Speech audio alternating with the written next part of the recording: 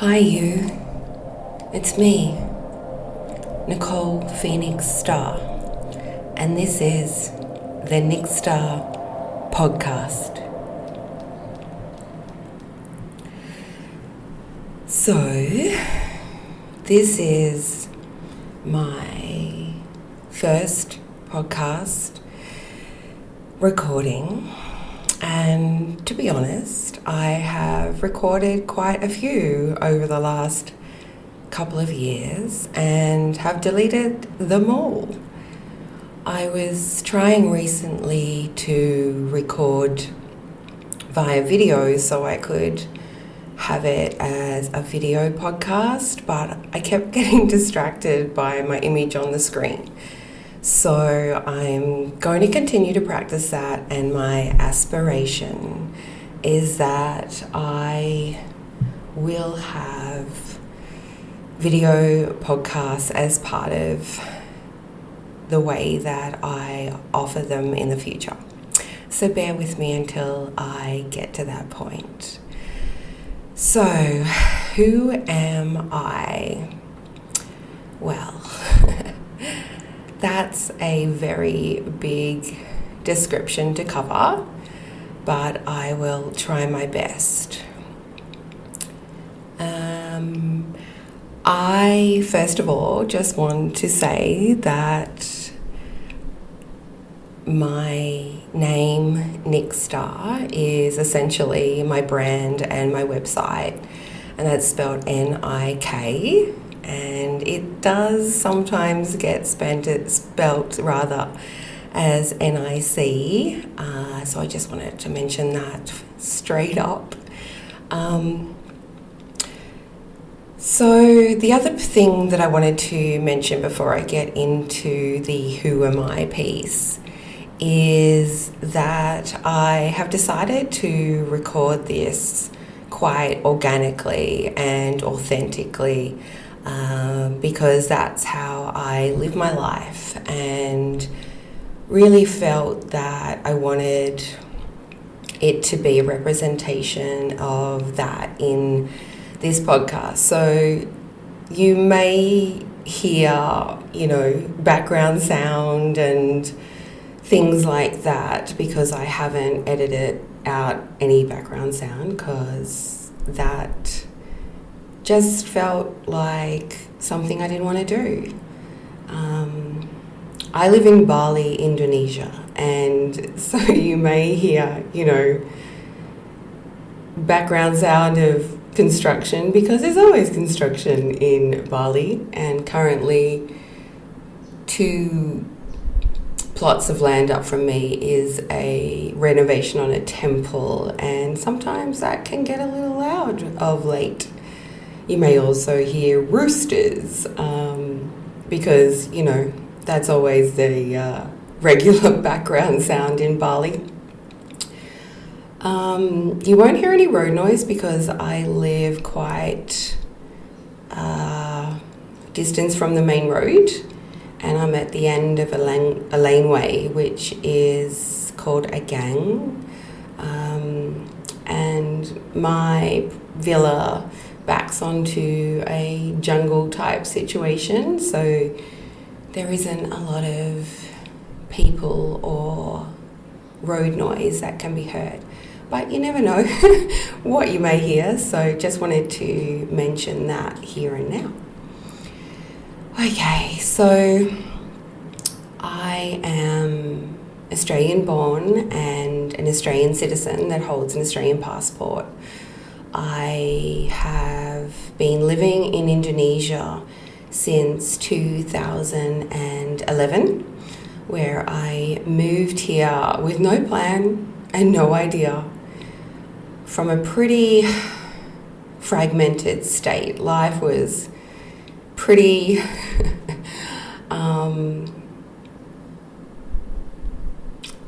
messy and uncomfortable and all sorts of things during that time, and I just had this incredible pull to move to Bali, not knowing how I was ever going to manage that, but everything lined up, and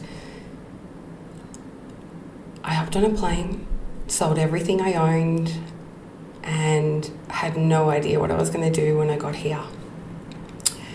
And that's kind of how I live my life. Like, I listen to my intuition and I have these visions or these great pulls inside me. And most of the time they kind of sound quite ludicrous or even outrageous. They rarely make sense, and they always turn into the most unimaginable outcome.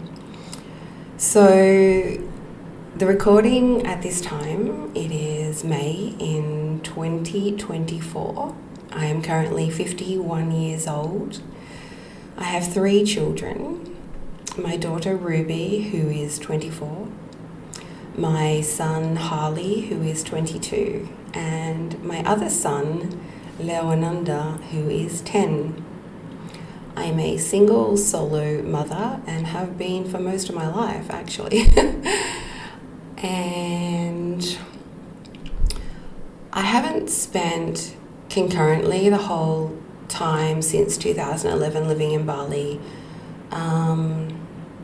In 2017, when the volcano was erupting, I moved to Canada for 5 months.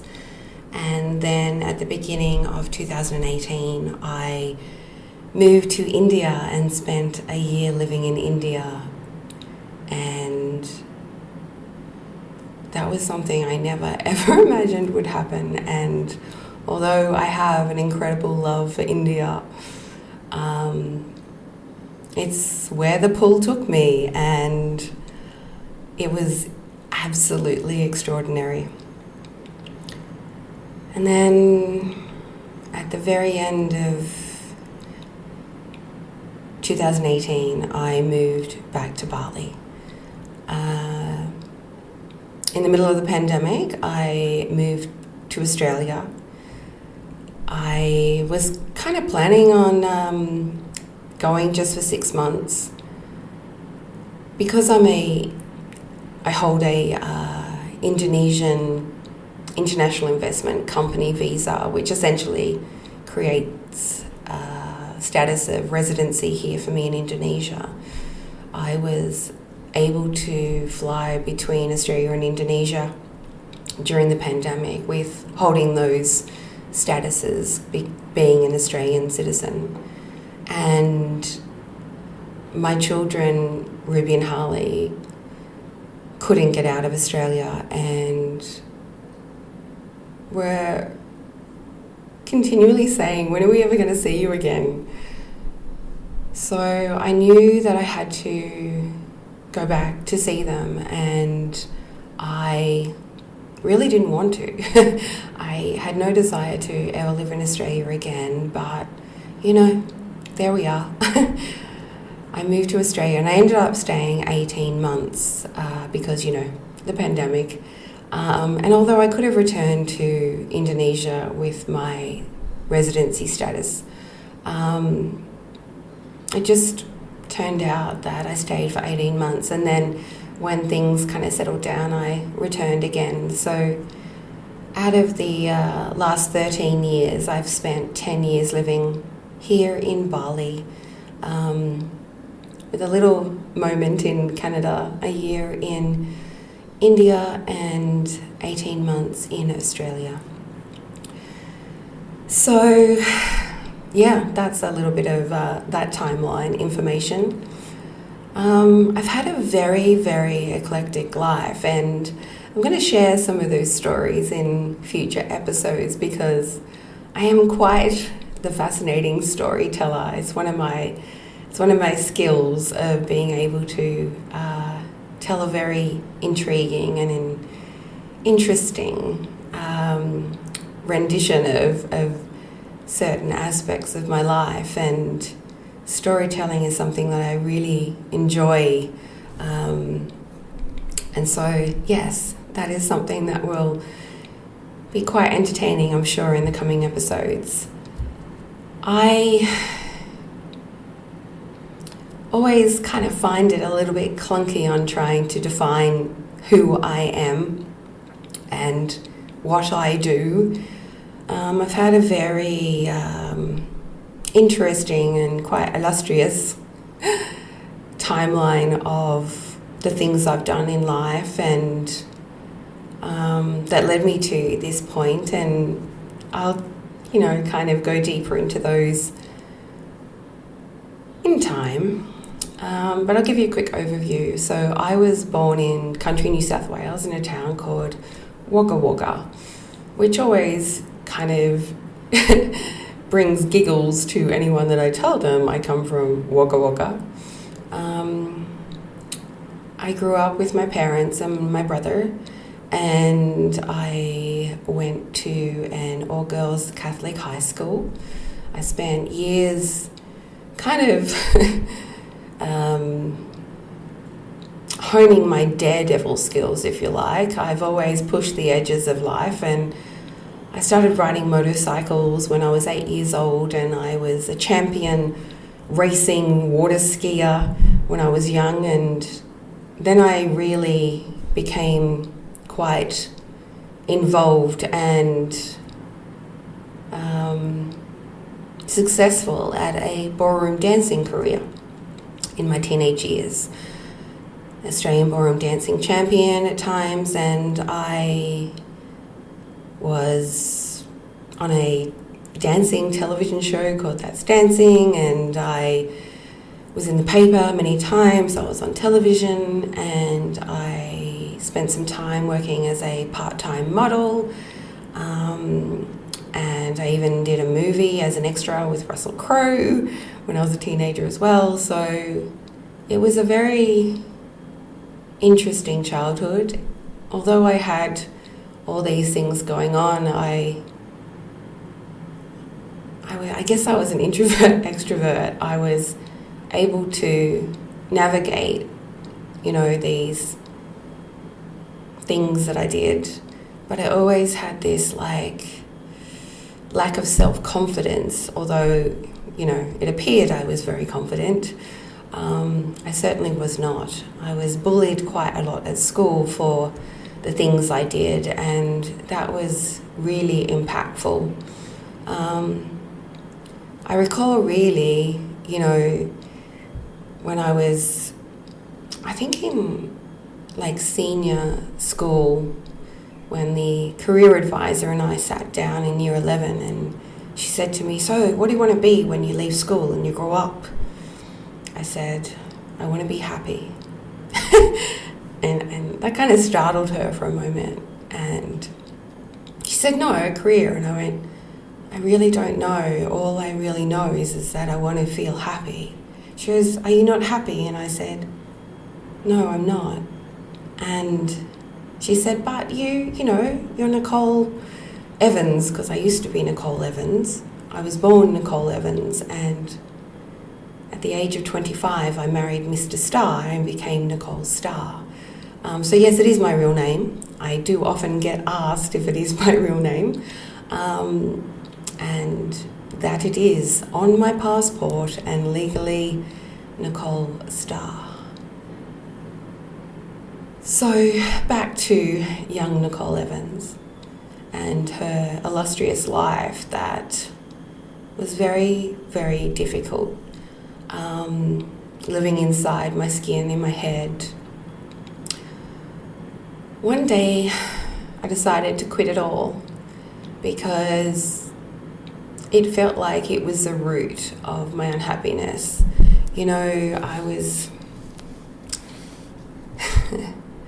I found it very difficult being in the limelight, and I didn't have the inner strength to be able to navigate the pushback and the bullying and the projection for someone who was, had the spotlight on her. And you hear this so often, and, on reflection over time, I realised that when I was 16, I actively chose to dim my light.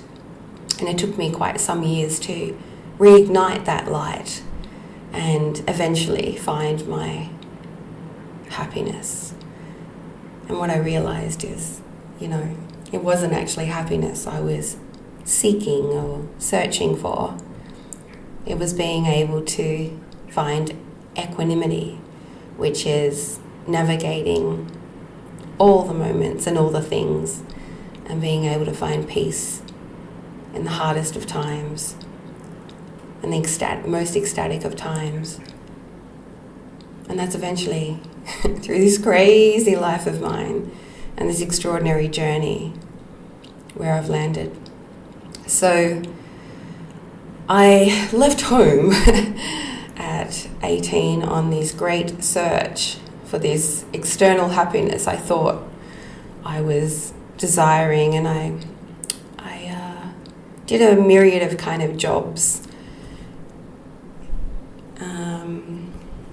working in office work and hospitality, and kind of what I realize now is learning how to run a business and learning how to live a very holistic life. I traveled around Australia a lot when I was younger, and again, seeking so many things. And when I was 22, I found a job in the paper for an air traffic controller,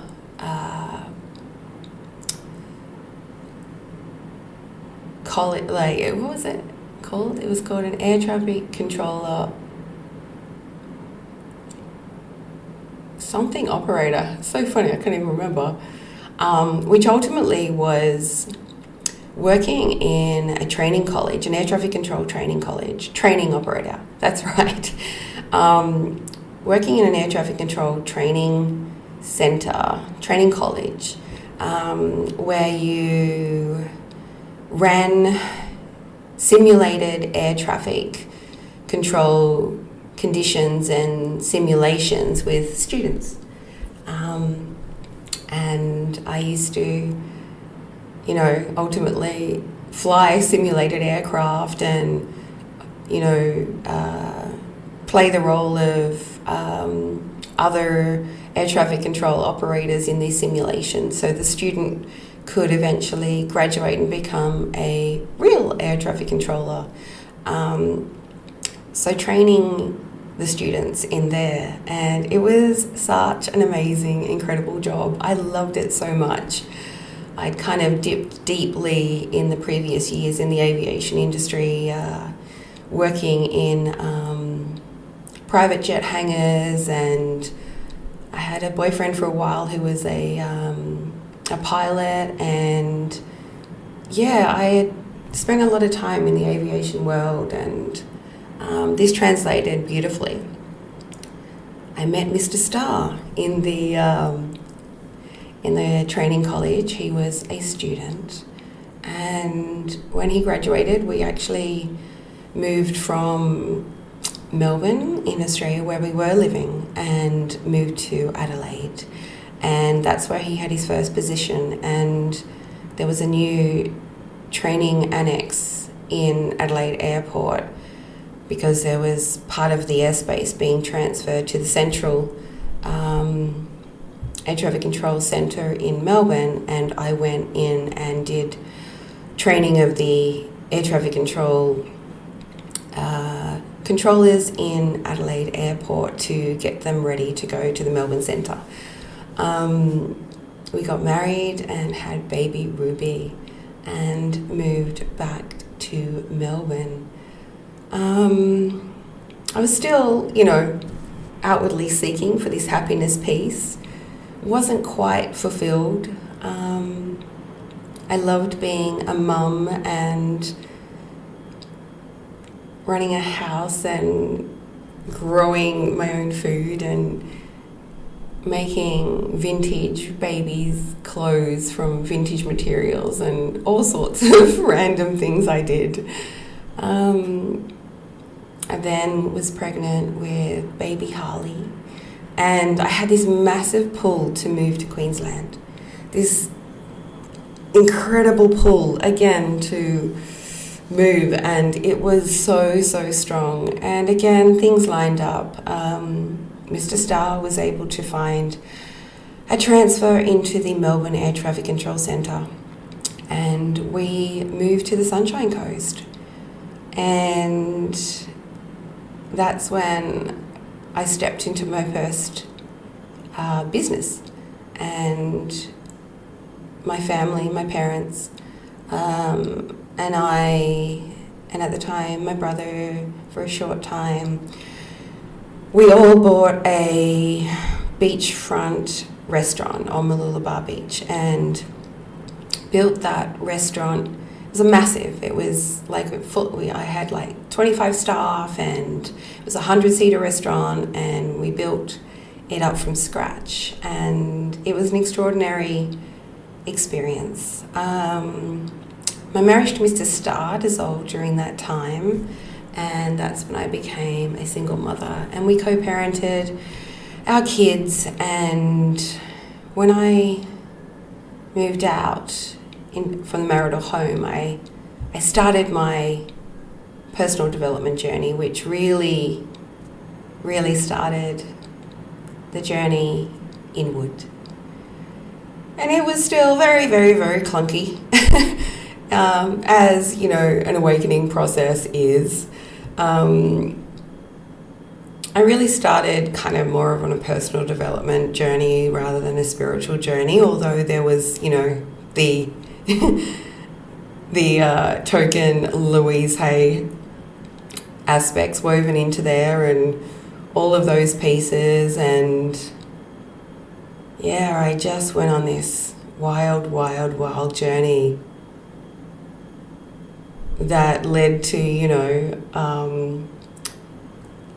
some very fascinating drug experimentation and hallucinogenic journeys, and, you know, dabbling in high-functioning alcoholism, which took me quite some time to realize what was actually happening. All sorts of chaotic things, but continued educating myself through all of that. And I did a whole lot of network marketing training and internet marketing training, and learned how to build websites and funnels and all these things. I had no idea what I was doing or why I was even doing it, you know. Lots of personal development courses, again, you know, things like talking on stages, which petrified me, and I thought, I will never, ever do that. Little do I know, I'd end up on world stages speaking to thousands of people and all sorts of things. But I was just, again, following the pull of doing all of these things and having no idea why. And then I started traveling internationally, finding these extraordinary opportunities to travel with people that paid for my tickets. And, you know, they weren't romantic companions or anything like that. They were just these extraordinary alignments. And yeah, I started traveling overseas, and there was a part of me when I was younger that I wanted to be a travel agent. I just knew that I wanted to travel. I wanted to experience other cultures. I felt so drawn to life outside of Australia and moreness. And that's really was such a time of cultivation of who I was. And then in 2010, a friend of mine wanted to come and do some research for retreats in Bali and asked me to go along. And, you know, I didn't really have any desire to do that at all. As far as I was aware, you know, Australian football players went to Kuta and on football trips and got drunk, and there was cheap clothing that fell apart that you could buy there, and I didn't really know about the truth of Bali, about her energy, about her people, about her culture. how she permeates you and how you become part of her. I didn't know that. But when I arrived and that door opened on the aircraft, something hit me. And at the time, I couldn't explain what it was, but there was this almost remembrance, this familiarity, this coming home, this beautiful smell, this thick air, this fragrance. And I just exhaled and went, oh my, what is this? And I know so many others know exactly what I'm talking about. And I got in the car and we started driving through the streets, and I just started looking at this magical world that seduced me into a place inside me that felt okay. And I hadn't felt okay for so long. And I was so perplexed. And then eventually, over the next 2 weeks, there was this intimacy I felt with the land and the air and the flowers on the ground and the offering boxes and the incense everywhere and the prayer fields on everything. And one day I was sitting there and I opened my mouth and out came, "I'm moving to Bali." And my eyes were leaking. And I was so perplexed by this very thing that I had no idea how that would even be possible. But again, everything lined up in the most unimaginable way.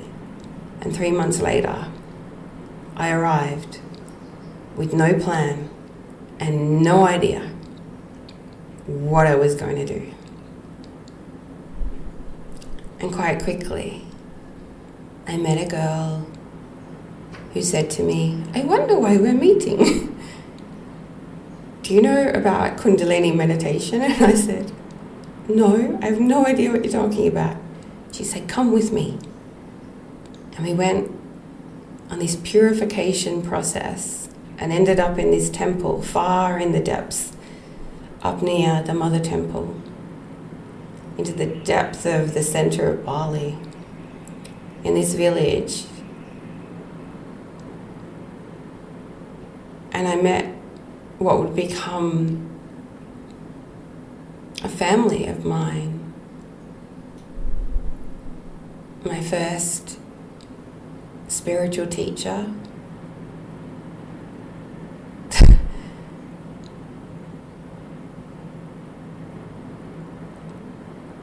For the first time in my life, I just sat in the corner and watched and observed, and no one wanted anything from me.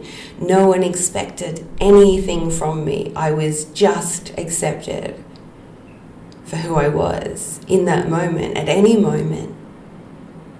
And I just kept showing up. I just kept going there. I had no idea why.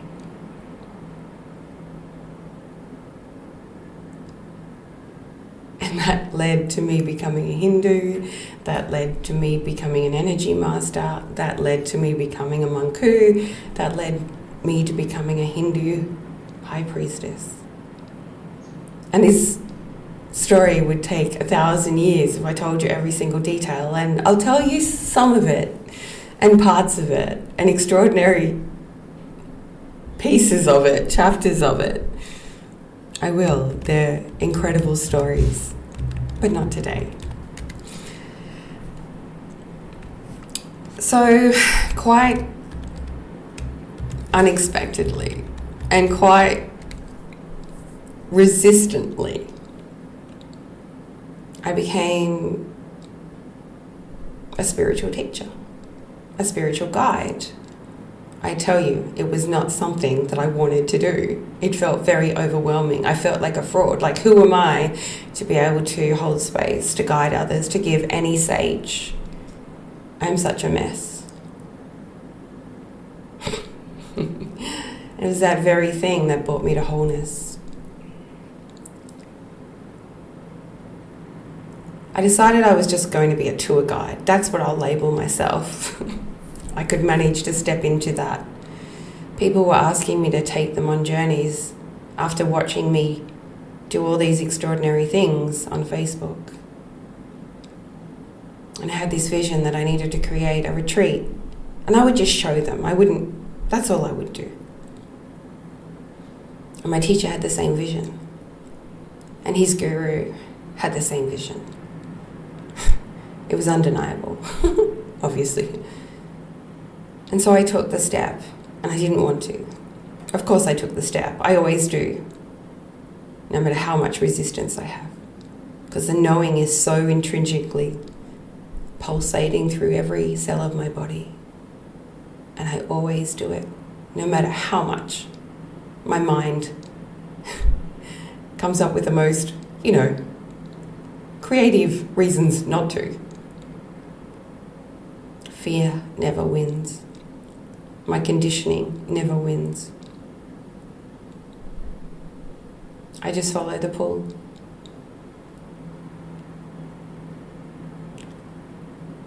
And what happens, my brain never, ever, ever has a frame of reference to even consider such a thing would unfold. And I guess that's kind of a big premise of what I do and what I teach.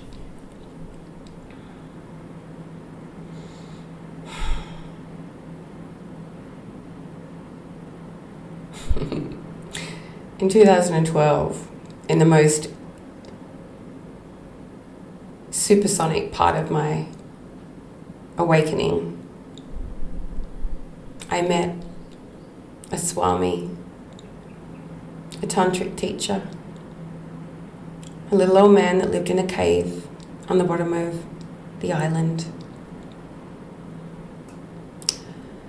I went there at midnight one night, because that's what you do.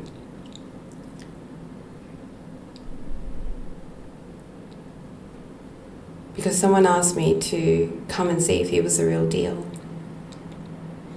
So I went along, knowing that I had to be at a boat at 7 a.m.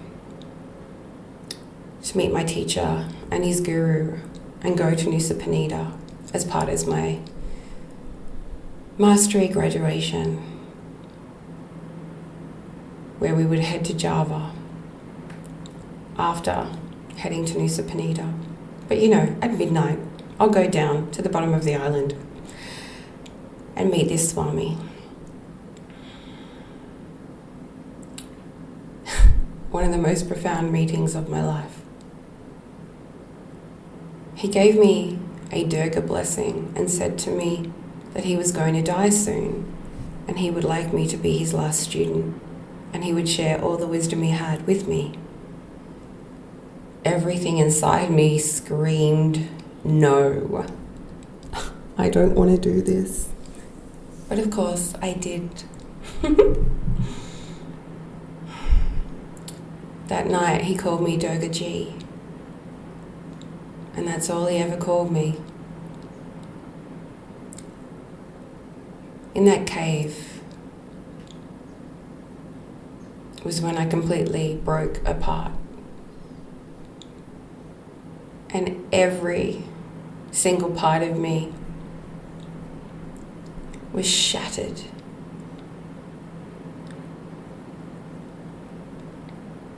Thank God. And every time I crawled out of that cave, I was a little more whole. And a little more happy. And one day I crawled in there and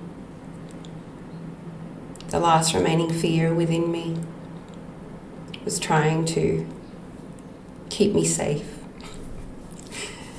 and scream at me to not go in. I was going through an initiation that was a very big deal for Swami and I.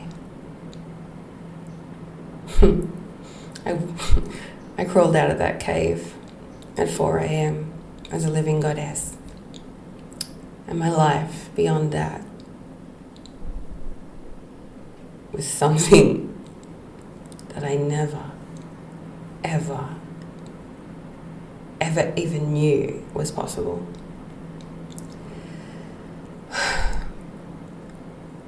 It took me a few years to be able to start teaching traditional tantric teachings, but I did in 2020. I'd been asked many times beforehand for people to teach them Tantra. And just for the record, this is not Neo-Tantra. This is not like crazy sex acts, after drinking cacao in the jungle. This is traditional tantric yoga, handed down through a lineage by a Raja Rishi that ultimately is based on Shaiva tantric teachings, which is, using the teachings of Shiva. And ultimately, the path of non-duality, the path of awakening. And so, although I, have identified as a high Hindu priestess and practiced for that many years,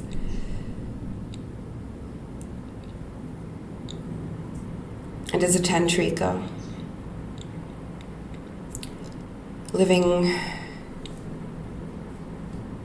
and teaching and breathing traditional tantric teachings, all of that is just merged into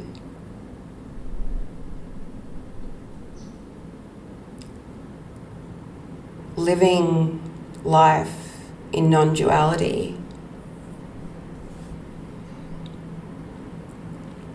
seeing the wholeness of consciousness as the experience, not seeing things as good or bad, or light or dark, but seeing the whole in the human experience, the very, very human experience.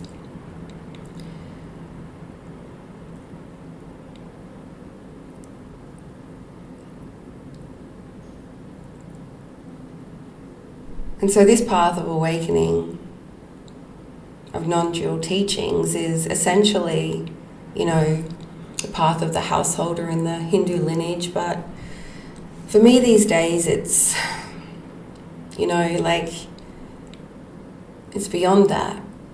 Because if you're going to identify purely and solely as Hindu, you're segregating yourself into a form of duality to non-Hindu. Or labeling yourself as spiritual, Hindu, Muslim, Christian, atheist, all of that, again, is living in duality. And so these things just kind of morph and shift organically and naturally and authentically. And when you really, truly understand that these bodies are human temples, and this life, this human experience, is a soul experiencing itself, is experiencing consciousness, and truly honoring the human experience is a really potent and specific part of awakening. And so, the last few years I've had my body offer grand opportunity to respect and honour this human temple, and created a few health crises for me to be able to truly master the operating system.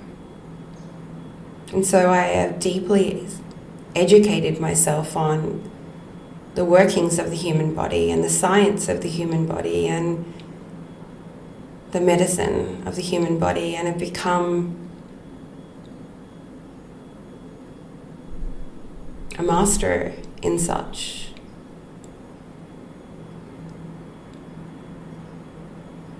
I realized recently that, the encapsulation of the phrase mind, body, spirit is something that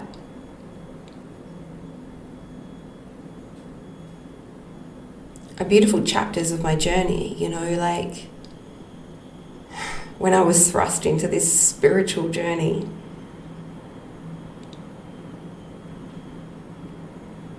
it broke me completely, so I was able to find wholeness. I needed to be completely shattered. And how perfect that was. And once you start coming into wholeness, the mind starts recognizing it losing its hold on you. And the mind, which, has spent so much of its existence in trying to think of ways to keep you safe and of ways to bring security to you and be in control of a situation or come up with the great ideas of all the things. And when you realize that all of that is an absolute illusion and living from the mind is complete delusion, it's just layered in conditioning that you've picked up your whole life and has been imprinted on you from your environment, your parents, your schooling, your friends, your family, your culture. So many things.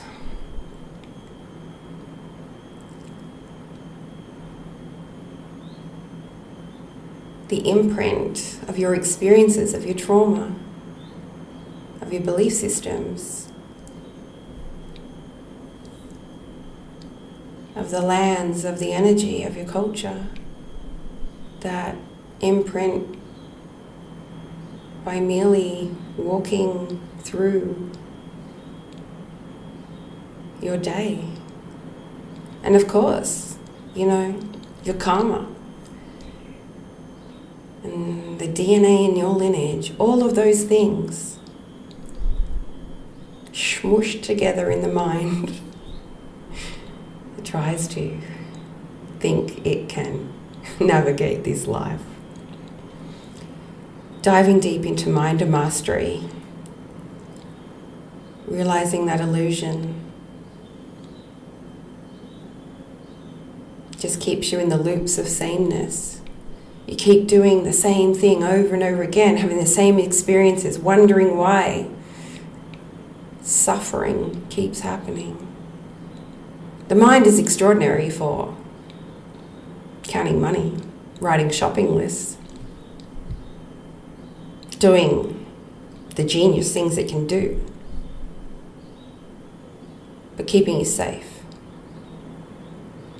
and making a plan, it is not. The way to do that is through your feelings and through your senses, and knowing will be felt in every sense of your body.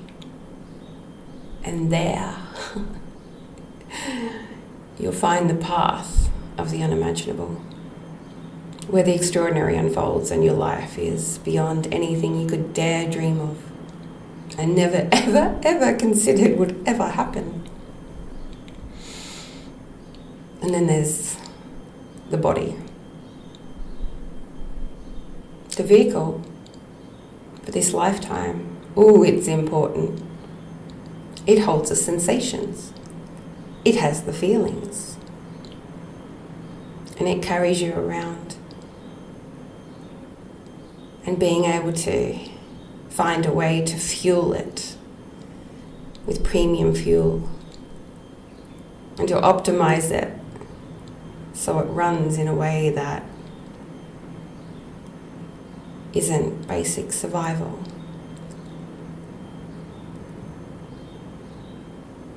All of that matters. All of that is intrinsic. And all of that is what I now talk about, share, hold space for, guide, teach, live, breathe, and be. I emit the frequency of holistic mind, body, and spirit as an awakened being, as a living goddess. Nicole, Phoenix, Starr. The Phoenix was an add-on. It came in 2009. I never had a middle name. I always wanted a middle name. I always had middle name envy. Always. Now, bear in mind, now I have like 10 names. Funny that. I'll share more about that later. It's a whole episode of its own. She of many names.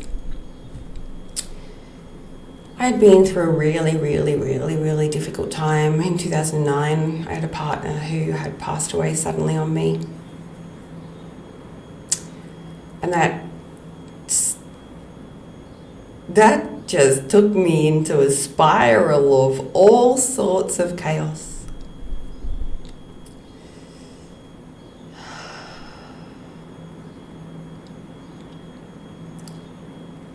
Really hard times.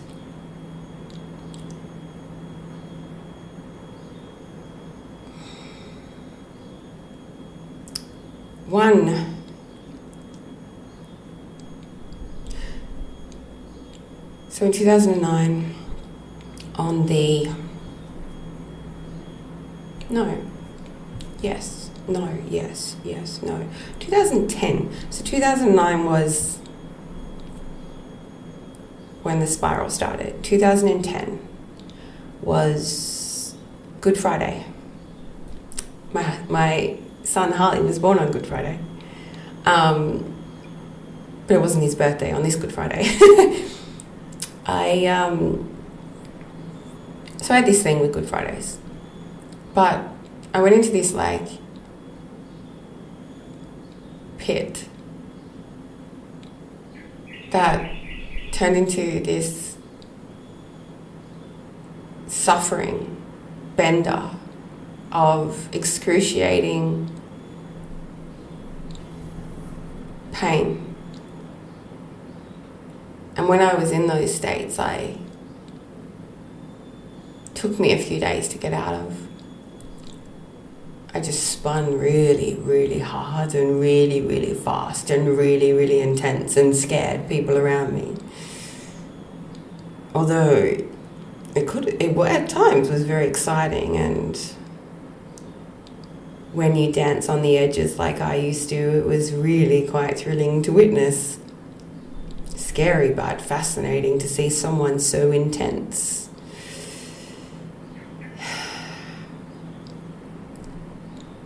On the evening of Easter Sunday, I poured myself a bath in my beautiful bathtub in my crazy rainforest house that I had at the time, and I filled it full of crystals and candles and music and just melted into this bath and was like went into this altered state of, we need to stop. This spiral you're in right now, we need to stop. And it was like there was this like aspects of me. There was like my future self, but it was like observing myself, experiencing it at the same time, and guiding myself. And anyone who's experienced that knows exactly what I'm talking about. Where you're like, I'm watching myself. I can see myself, but I'm actually can feel it, like I'm looking at myself. And I can also hear myself. Am I going crazy? No, my dear, you're not. And I just went through this process. I went through this profound process. And it was like this swirling of all these horrific, traumatic things that had happened to me. And all these like incredible, profound, extraordinary, beautiful things that happened to me. And there was all of these visions of all of these things all swirling around me. And I just like opened my eyes. Kind of like I was reborn. And I went, that's kind of weird. Isn't that what Jesus did today?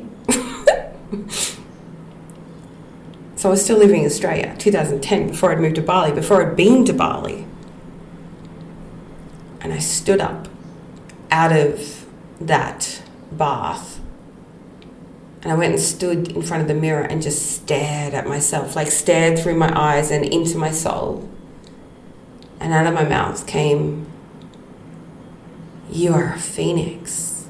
And I was like, fuck. Yes, I am. And I knew that I'd been in this phoenix energy many times in my life, and that was the first time I was able to articulate what it was. And I walked out of that bathroom and upstairs and opened my laptop and opened Facebook and changed my name from Nicole Starr to Nicole Phoenix Starr. And that is what I've been ever since. And it's funny when people call me Nicole Starr, like, you know, if I go to an appointment, someone goes, Nicole Starr. I'm like, oh yeah, that's me. Because so many people call me Nicole Phoenix Starr.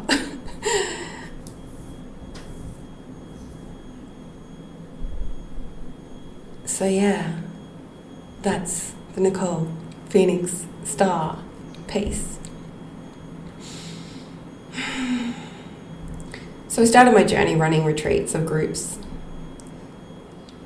and it just organically turned into them asking me for guidance and asking me for when the next retreat was and asking me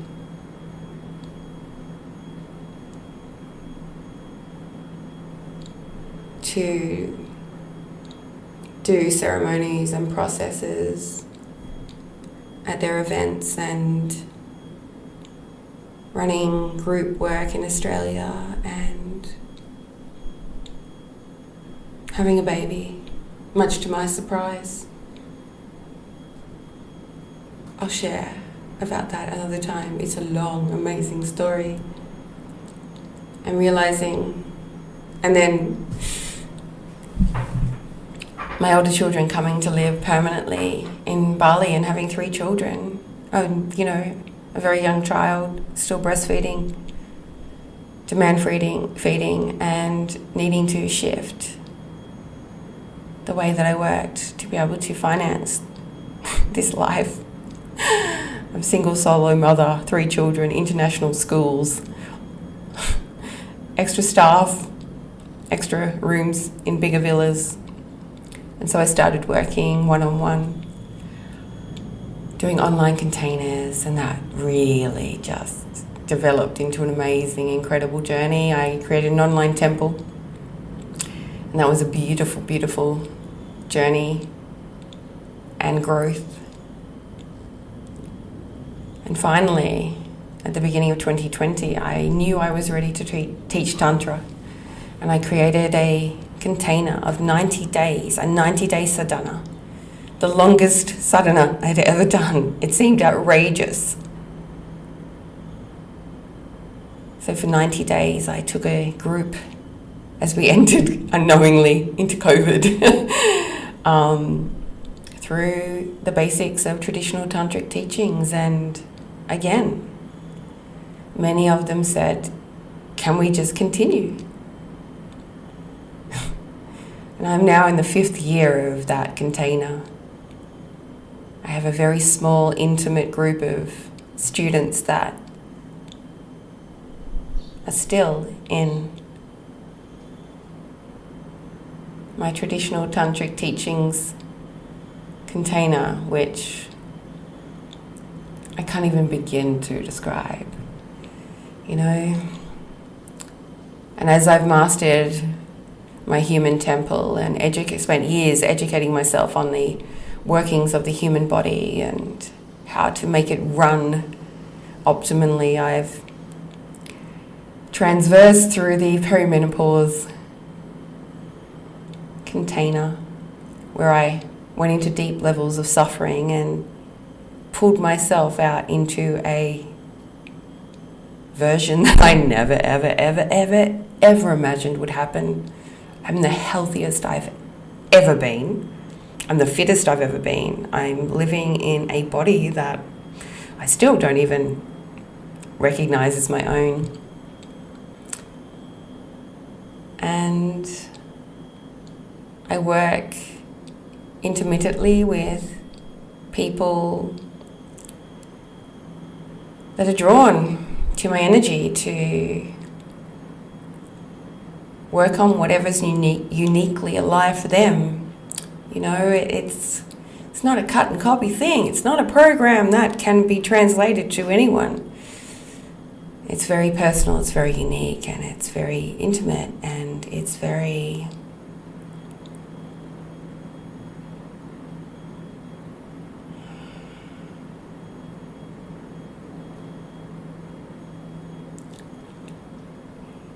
indescribable. Cannot find the words of these containers that I take people on. It's a soul contract. That's what it absolutely is. So, that's the beginning of the story of Nicole Phoenix Starr. And this is the Nick Starr podcast.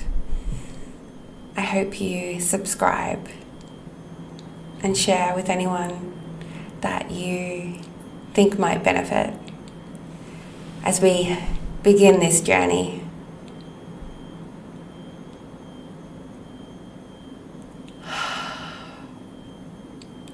My website is www.nickstarr.com, NIKSTARR. I want to thank you so much for spending this time with me and listening. I am so grateful.